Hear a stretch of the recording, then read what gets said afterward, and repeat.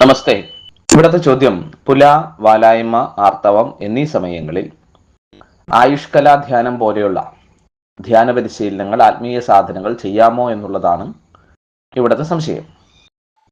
ഈ പുല, വാലായ്മ, ആർത്തവം തുടങ്ങിയവ ഒരു അശുദ്ധിയായി നമ്മൾ സാധാരണഗതിയിൽ പരിഗണിക്കാറുണ്ട്. അതിൽ നിന്നാണ് ഇത്തരത്തിൽ ആത്മീയ സാധനങ്ങൾ ആ സമയങ്ങളിൽ ചെയ്യുന്നത്.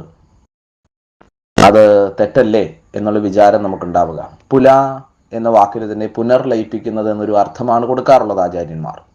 അതായത് ഒരാൾ മരിച്ചു കഴിഞ്ഞാൽ അയാളുടെ ഏറ്റവും അടുത്ത ബന്ധുക്കൾ, പുത്രൻ, പുത്രി, അല്ലെങ്കിൽ ഏറ്റവും തൊട്ടടുത്ത ബന്ധുക്കൾ അയാൾക്ക് വേണ്ടി പിതൃതർപ്പണ ക്രിയകൾ, കർമ്മങ്ങൾ ചെയ്യാറുണ്ട്. അയാൾ മരിച്ചു കഴിയുമ്പോൾ ശവദാഹം തുടങ്ങി 7 ദിവസത്തിൽ വരുന്ന സഞ്ചയന കർമ്മങ്ങൾ മുതൽ 12-16 ദിവസങ്ങൾ നമ്മൾ ചെയ്യുന്ന